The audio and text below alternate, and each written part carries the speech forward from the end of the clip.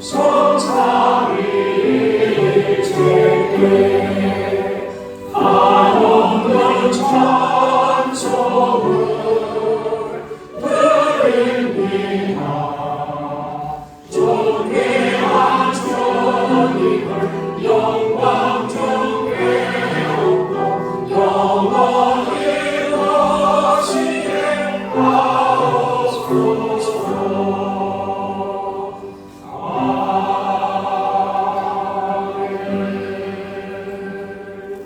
동남시찰 시찰장이시며 서귀포 제1교회를 담임하시는 백선율 목사님께서 기도해 주셨습니다.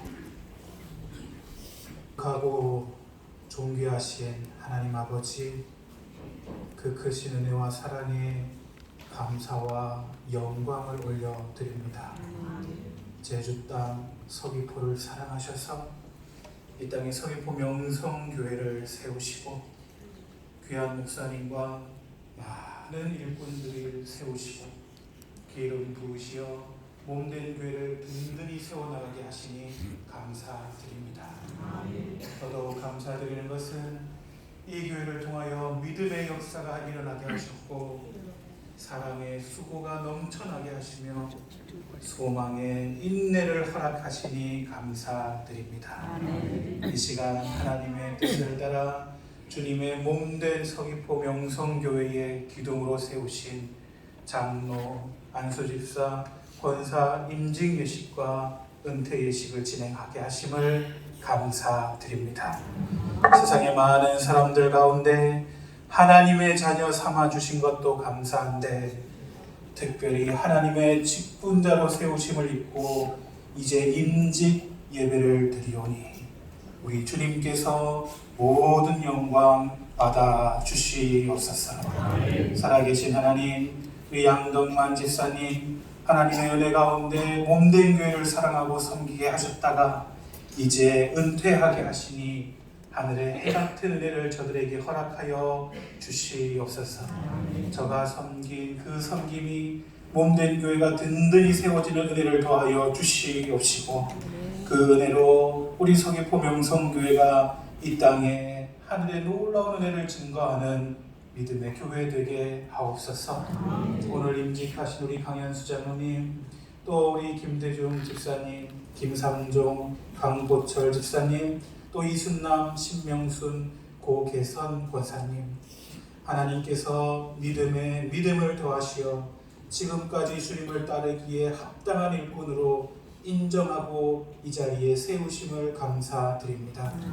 주님, 인간의 지혜와 경험을 결코 의지하지 않게 하옵시고 성령의 능력을 힘입어 맡겨진 직분 잘 감당하는 신실한 주님의 일꾼 되게 하옵소서. 하나님께 더 많이 기도하게 하시고 매달리게 하시며 철저히 하나님의 뜻에 순종해서 모든 일을 질서대로 목사님께 묻고 진행하고 협력하여 나갈 수 있도록 은혜 덧입혀 주옵소서. 이 땅에 죄인된 우리를 위해 낮아지신 예수님, 오늘 세움을 받는 임직 장로님, 안수집사님, 권사님 더욱 겸손히 주의 뜻을 받드는 종이 되기를 원합니다. 섬김을 받으려 하는 것보다 더 섬기는 분이 되게 하시고 귀한 섬김을 통하여 전도의 문이 더욱 활짝 열리며 많은 주의 백성들이 힘을 얻을 수 있도록 인도하여 주옵소서. 경계하는 자가 오직 앞에 있는 상을 위하여 다름질하듯이 오늘 임직하는 귀한 장로님, 안수집사님, 권사님은 하나님께서 허락하신 상을 위하여 진리의 다름질을 하게 하시고 허다하게 둘러싼 구경꾼들에게 믿음의 증거를 보이는 주님의 사람들이 되게 하옵소서. 이제 더욱 헌신하며 맡겨진 직분에 최선을 다할 때에 하나님께서 인정하시는 서귀포 명성교회의 장로, 안수집사, 권사 되게 하옵소서. 또한 사랑하는 성도들을 축복하여 주시옵시고 임직자들을 위하여 중보하며 서로 사랑하며 돕고 협력하고 세워지게 하여 주시어서 세워지는 임직자들로 인하여 온 성도들과 교회가 하나님이 주시는 평강의 복을 누릴 수 있도록 은혜 더하여 주시옵소서. 특별히 사랑하는 목사님, 몸된 교회를 성령으로 인도하실 때에 우리 이정일 목사님 사용하시니 감사드립니다. 세워진 임직자들과 하늘의 신령한 은혜를 나눌 때에 하나님 함께 계셔 주시옵고 성령의 충만한 은혜가 목사님과 가정에 흘러넘쳐 온 교우들에게 이르게 하옵소서. 또한 우리 노회장 목사님 세우시어 사랑하는 임직자들에게 귀한 말씀 도전 허락하시니 감사드립니다. 주의 직분 감당할 때 그 말씀이 저들의 생명 되게 하여 주시옵시고 그 말씀 붙들고 몸된 교회 섬기기에 부족함 없도록 허락하여 주시오며 말씀 증거하신 목사님으로 인하여 온 임직자들과 성도들이 하늘의 은혜를 누리게 하옵소서. 모든 예식과 예배를 하나님 앞에 올려드리며 거룩하신 예수님의 이름으로 감사하며 기도 올리옵나이다.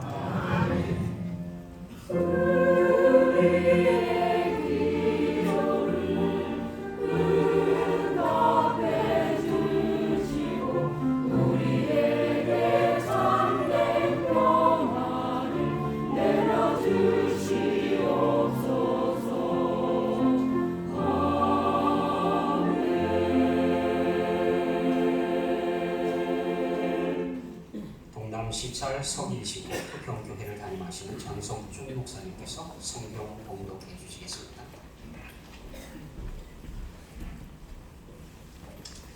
오늘 우리에게 주신 하나님의 말씀은 사도행전 26장 24절부터 32절까지의 말씀입니다. 신약성경 234면에 있습니다. 사도행전 26장 24절부터 32절까지의 말씀입니다. 계시의 말씀을 봉독할 때에 하나님의 음성을 들으시기를 바랍니다. 바울이 이같이 변명하며 베스도가 크게 소리내어 이르되 바울아 네가 미쳤도다.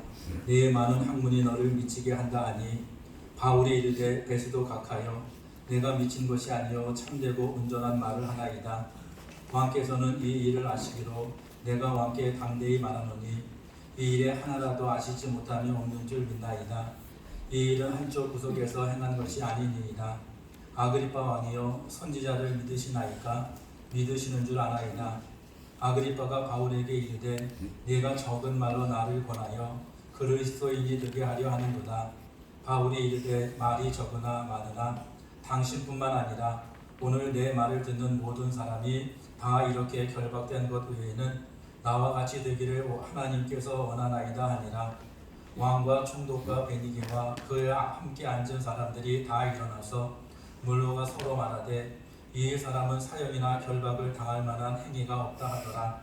이에 아그리빠가 베스도에게 이르되 이 사람이 만일 가이사에게 상소하지 아니하였더라면 석방될 수 있을 뻔하였도다 하니라.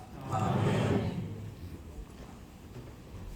네, 찬양으로 하나님께 영광을 드리겠습니다. 찬양 후에 제주교회 노회장이시고 목사님교회를 담임하시고 박영철 목사님께서 네가 미쳤다, 미안합니다, 오해 없으시기 바랍니다. 네가 미쳤다라는 제목으로 하나님 말씀 전해주시겠습니다. 이 시간 성령께서 교회에게 하시는 말씀을 듣는 시간이 되시기 바랍니다.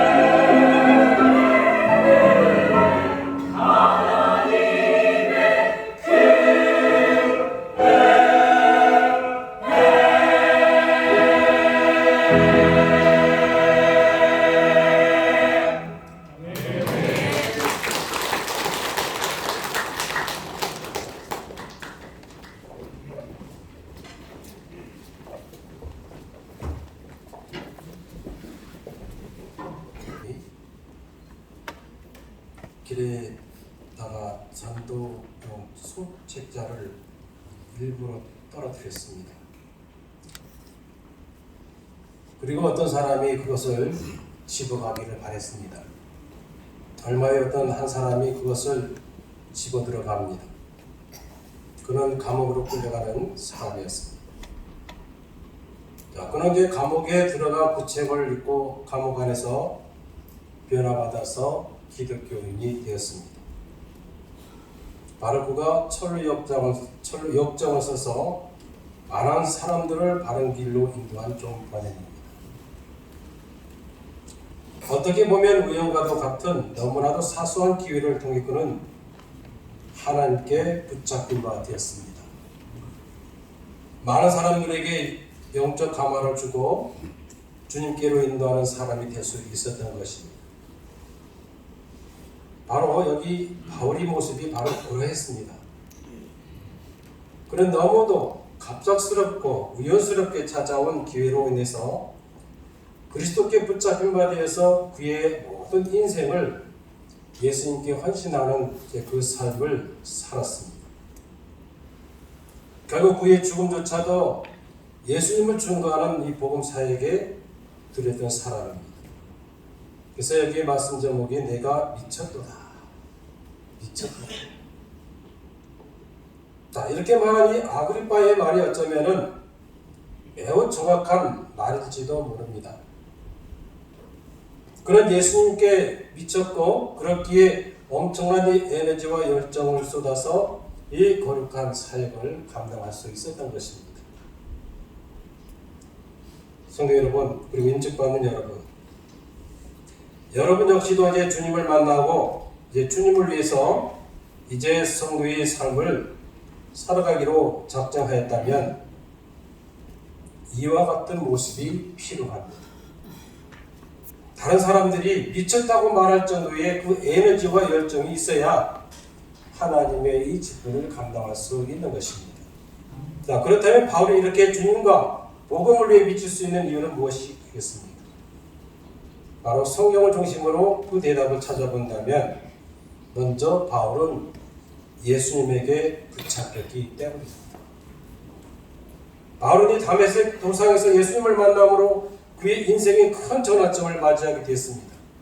그가 만난 주님은 죽음에서 부활하시고 하늘에 올리우신 부활의 주님이었습니다.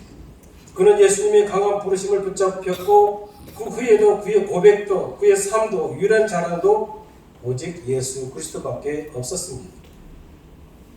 밤에 누워도 그렇고 길을 걸어가도 사람을 만나도 붙잡혀 오게 가도 그의 유일한 고백은 바로 예수 그리스도밖에 없었습니다. 사랑하는 성도 여러분, 우리 역시 이 바울처럼 예수님께 붙잡혀 삶을 살아가야지 않겠습니까? 부활의 주님을 만나고 그분을 만난 삶의 모든 가치를 배설물로 여기고 또 주님께 가까이 가며 그분을 알아가는 그 한 가지를 붙잡고 열심히 살아간다면 우리는 하나님의 성도요 또한 이 직분자로서의 삶을 감당할 수 있을 것입니다.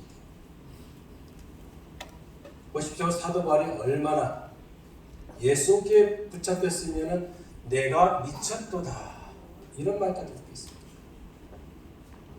저는 오늘 임적받는 뿐만 아니라 오늘 이 예배 참여한 우리 모두가 예수님에게 미치기를 바랍니다. 예수님에게 미치야 우리가 무엇을 하죠? 여러분, 연애하는 사람들이 대충 사랑하고 연애합니까? 앉으나 서나 잠잘 때는 항상 상대방을 생각합니다.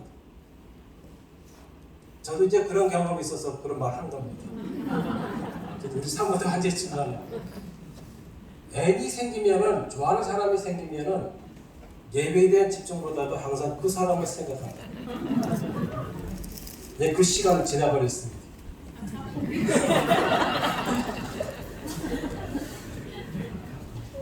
그래서 저는 이제 이렇게 예수님께 붙잡혀가지고 또 이렇게 이 길을 걸어가고 있는 것입니다. 오늘 우리 직분 받으신 분들, 여러분 보십시오. 사도 바울이 이렇게 예수님께 미치니까 어떤 고백을 합니까? 고린도전서 2장 2절에 보면 내가 내 중에서 예수 그리스도와 그 십자가에 못 박히신 그 외에는 아무것도 알지 아니하기로 작정했다. 예수님에게 미치지 않으면 이런 고백이 나올 수가 없습니다. 빌립보서 3장 8절에 어떤 고백을 합니까? 또한 모든 것을 해로 여기면 내 주 그리스도 예수를 아는 지식이 가장 고상함을 인함이라. 내가 그를 위하여 모든 것을 잃어버리고 배설물로 여기면 그리스도를 얻고라고 했습니다. 여러분, 이런 고백을 어떻게 하겠습니까? 예수님에게 완전 미치지 않으면 할 수 없는 고백이다. 그리고 그는 갈라디아서 6장 14절에 뭐라고 말씀합니까? 우리 주 예수 그리스도 십자가 외에는 결코 자랑할 것이 없다. 그렇습니다.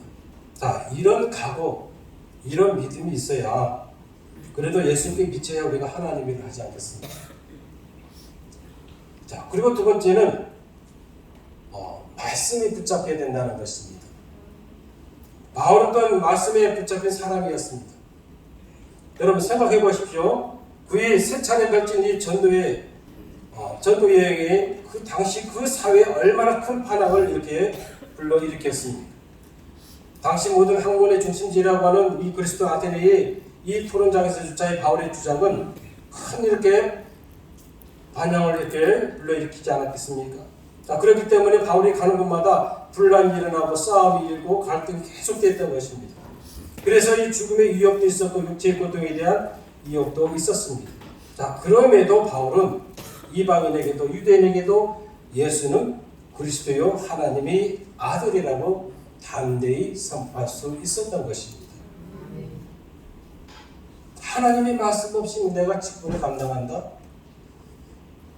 참 위험한 생각이라고 봅니다. 하나님의 말씀이 우리가 하나님의 말씀에 붙잡히지 않으면 결국 우리는 세상 지식과 경험을 분명히 의지할 겁니다. 저도 목회해보면서 그걸 많이 느낍니다. 왜냐하면 교회 안에 하나님의 진리보다도 세상의 지식과 철학과 사상기는 가치관들이 들어온다. 이것으로 인해서 하나님의 일들이 혼란스러워진다는 겁니다. 자, 그런 일이 없었으면 합니다. 그래서 우리 임직받은 분들이 하나님의 말씀에 붙잡혀서 이렇게 하나님의 말씀 앞에 순종하면서 주님의 뜻을 쫓아간다면 하나님이 기뻐하시는 그런 귀한 직분자리 될 줄로 믿습니다. 제가 이제 열심히 시계를 보는 이유가 있습니다. 다 10분 만에 설교를 끝나려고 약속을 했기 때문에. 자, 마지막으로 하나는 은혜에 붙잡혀야 됩니다. 내가 얻은 구원, 내가 받은 은혜는 여러분 보통 은혜가 아닙니다. 바울이 이렇게 사람이 미칠 수밖에 없었던 것은 바울 자신도 곧바로 체험한 사람입니다. 자, 예수님을 핍박하는 사람, 믿는 사람을 잡아가는 사람입니다. 그걸 넘겨주는 일을 한 사람입니다. 어떤 경우는 사도 바울은 도저히 구원받지 말아야 될 사람을 우리가 생각할 때 율법에는 너무나 강한 사람입니다. 자, 그런 바울이 예수님에게 붙잡히고 했습니다. 그는 반역자요 해방자였습니다. 그런 자가 하나님의 은혜를 입었습니다. 자, 바울이 된 것은 하나님의 전적인 은혜, 예수님이 찾아오셔서 사울아 사울아 왜 나를 핍박하느냐. 자, 이 음성을 듣는 후로부터 사도 바울은 바뀝니다. 그 은혜를 체험하고 난 다음에는 그는 가는 곳마다 뭡니까? 복음의 이 비밀을 많은 사람들에게 전파합니다. 사도 바울이 느끼는 그 은혜, 사도 바울이 느끼는 이 복음의 은혜는, 이 비밀은 내 목숨을 주님을 위해서 드려도 조금도 아깝지 않더라. 여러분, 정말 하나님의 귀한 직분을 감당하기를 원하십니까? 이 직분을 감당하려면 먼저 우리는 하나님의 은혜에 젖어야 됩니다. 아멘. 하나님의 은혜로 일을 해야 합니다. 우리는 죽을 때까지 우리는 그 빚을 감당할 수가 없습니다. 우리가 어떻게 구원을 얻을 수 있고 우리가 어떻게 하나님의 백성 될 수 있겠습니까? 사람이 할 수 있는 일이 아니라 반역자요 해방자인 사도 바울이 이렇게 하나님께 붙잡힌 다음에 이 복음의 비밀을 깨달은 다음에 하나님이 나라의 이 비밀을 깨달은 다음부터는 이제는 로마 황제 앞에까지 가서 자기 목숨을 두려워하지 않고 하나님의 복음을 전할 수 있었던 것은 그 안에 하나님의 은혜가 가득 충만했기 때문입니다. 그렇습니다. 하나님의 은혜가 임해야 하나님이 할 수 있습니다. 사도 바울은 고린도전서 15장 10절에 이렇게 고백합니다. 그러나 나의 나된 것은 하나님의 은혜로 된 것이니 내게 주신 그 은혜가 헛되지 아니하여 내가 모든 사람보다 더 많이 수고하였으나 내가 아직 오직 나와 함께 하신 하나님의 은혜로다 했습니다. 자, 이제 말씀을 마무리하겠습니다. 먼저 우리는 미쳐야 됩니다. 누구에게 미쳐야 됩니까? 예수님에게 미쳐야 됩니다. 정말 예수님이 나의 신랑이라고 해서 완전 미쳐보십시오. 손해볼 것이 아니라 우리는 더 유익하면 본받지 손해볼 것이 하나도 없어요. 우리가 예수님께 미쳐보면은 우리의 삶은 너무나 행복합니다. 왜냐하면 그분은 세상을 다 이기셨고 죽음의 권세도 깨뜨리셨고 그분은 우리에게도 지금도 두려워하지 말라고 염려하지 말라고 걱정하지 말라고 죽을 것 때문에 걱정하지 마라 내가 너희들 있고 내가 다 예비를 해놨다고 다 말씀하고 있었습니다. 이제는 이 하나님의 은혜를 마음에 간직하셔서 주님이 이 땅에 재림하시는 그날까지 이 직분의 사명을 잘 감당하셔서 정말 착하고 충성된 종아 정말 이 음성을 듣기를 바랍니다. 아멘. 처음은 잘 됩니다. 시작은 잘 됩니다. 그러나 중간에는 어려움이 분명히 생길 것입니다. 자, 이럴 때 내가 받은 하나님의 은혜를 기억하십시오. 이 은혜를 회복한다면 여러분들은 정말 하나님 앞에 충성된 귀한 일꾼으로 수임받을 줄로 믿습니다. 기도하겠습니다. 감사합니다. 사모님께 미쳤던 기간은 지나가고 깜짝 놀랐습니다. 예, 아무튼 예수님께 붙잡힌 바 돼서 살아가는 여러분 되시기를 바랍니다. 이어서 집사 은퇴 예식을 거행하겠습니다.